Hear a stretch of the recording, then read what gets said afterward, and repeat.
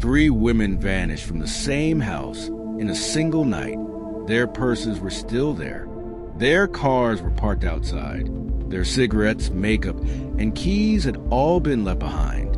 Inside the house, there were no signs of violence, no forced entry, no blood, no struggle.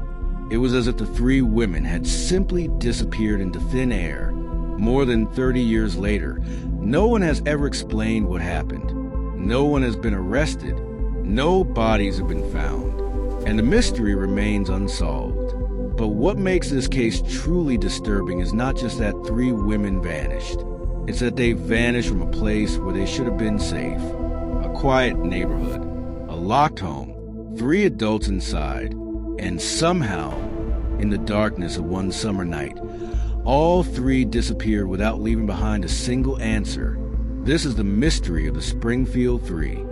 June 6, 1992 was a night of celebration in Springfield, Missouri. Graduation ceremonies had ended, and teenagers across the city were celebrating the start of summer and the end of high school. Among them were 18-year-old Susie Streeter and her best friend, 19-year-old Stacy McCall. Like many young people that night, they spent the evening moving from one graduation party to another. The mood was light. The future seemed wide open. Nothing about that night suggested danger. At first, Susie and Stacy planned to stay at a friend's house after the celebrations ended. But as the night went on, the house became crowded. So the girls made a simple decision. Instead of staying there, they would sleep at Susie's home. It seemed like the safest option. Susie lived with her mother, 47-year-old Cheryl Levitt. Cheryl was a hairstylist, described as warm, independent, and caring. She had spent the evening at home, repainting furniture. There was no sign of trouble. No one reported suspicious activity. No neighbors noticed anything unusual. Everything seemed ordinary. At around 2 a.m., Susie and Stacy arrived at the house. They went inside, likely expecting nothing more than a few hours of sleep before the next day began. It was the kind of ordinary moment no one thinks twice about. But by sunrise, all three women would be gone, and no one would ever see them again. The next morning, Susie and Stacy were expected to meet friends. But when the time came, neither answered their phones. At first, no one worried. After all, they had been out celebrating late into the night. It was reasonable to assume they were sleeping in. But as the morning passed, concern began to grow. Eventually, two friends drove to Susie's house. When they arrived, the first thing they noticed was that all three cars were parked outside. That meant Susie, Stacy, and Cheryl should have been inside. But when they entered the house, the women were nowhere to be found. At first glance, the house looked normal.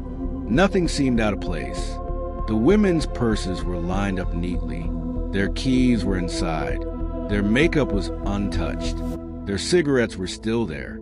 Even the family dog remained inside the house, nervous, but unharmed. The beds appeared slept in. The television was on. There were no signs of forced entry. No broken furniture. No blood. No evidence of a struggle. The scene was unnervingly calm.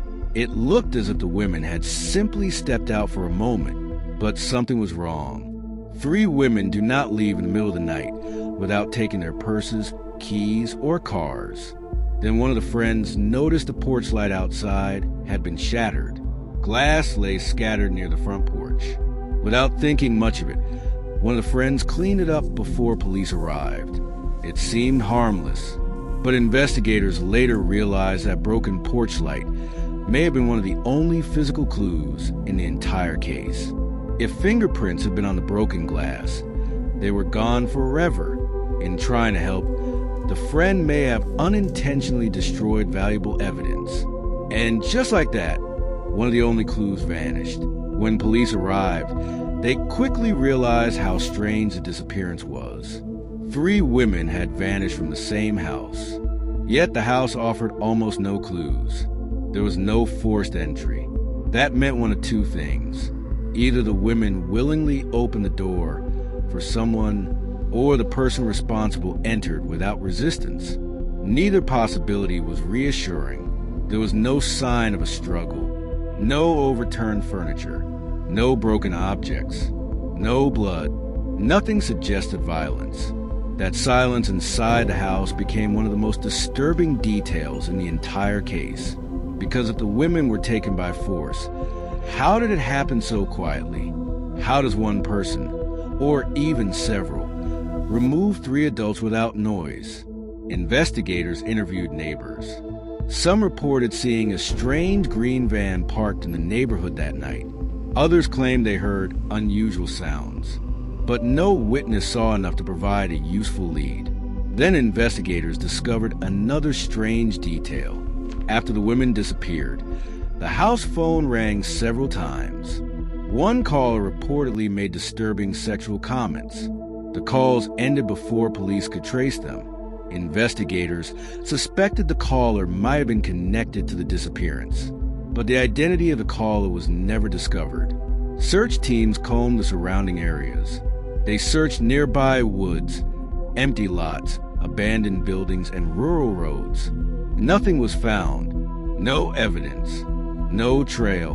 No sign of where the women had gone. The case had become a mystery with almost nothing to investigate. With so little evidence, investigators turned to theories. One possibility was that an intruder entered the home and abducted the women, but this raised difficult questions. How could one person control 3 adult women? How could there be no struggle? How could no one hear anything? Another theory was that the women knew whoever came to the door. That would explain the lack of forced entry. It would explain why the house looked calm. But even then, how were all 3 removed without resistance? Police investigated several suspects over the years. Some were violent offenders living nearby. Others were men believed to know details about the case that had never been made public. One man, already in prison for unrelated crimes, became a person of interest. He had a violent history and was known to be dangerous, but investigators never found enough evidence to link him to the disappearance. Then there was one of the strangest theories of all. Some believed the women were buried beneath the parking garage of a nearby hospital. The rumor grew after tips and psychic claims pointed to the location.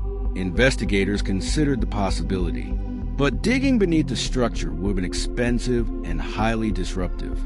Without stronger evidence, police never excavated the site, and so the rumor remained unresolved. Over time, every theory led to the same place. Questions. No matter how investigators looked at the case, one fact remained. No explanation fully fit the evidence, or rather, the lack of evidence. More than 30 years later, the Springfield Three case remains unsolved. No confirmed suspect has ever been arrested. No remains have ever been found. No evidence has ever explained what happened inside that house. And that is what makes this case so haunting. 3 women vanished in the middle of the night from a quiet home in a normal neighborhood with no signs of violence, no witnesses, no trail, no explanation, only silence. That silence has lasted for decades. Think about how unsettling that is. 3 women disappear from the same house and leave behind almost nothing. Their purses remained, their cars remained, their lives stopped in an instant, but the answers never came. The Springfield Three became one of America's most disturbing unsolved mysteries, not because of what investigators found, but because of what they didn't. No physical evidence, no confirmed suspects, no answers, just empty rooms, and the knowledge that whatever happened inside that house, someone got away with it. Susie Streeter, Stacy McCall, Cheryl Levitt, 3 names frozen in time. 3 women who walked into a home on a summer night and were never seen again. And somewhere, someone knows the truth.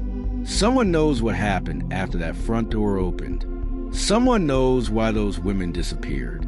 But for more than 30 years, that truth has remained hidden. And unless that silence is broken, the Springfield Three may remain one of the darkest unsolved mysteries in American history.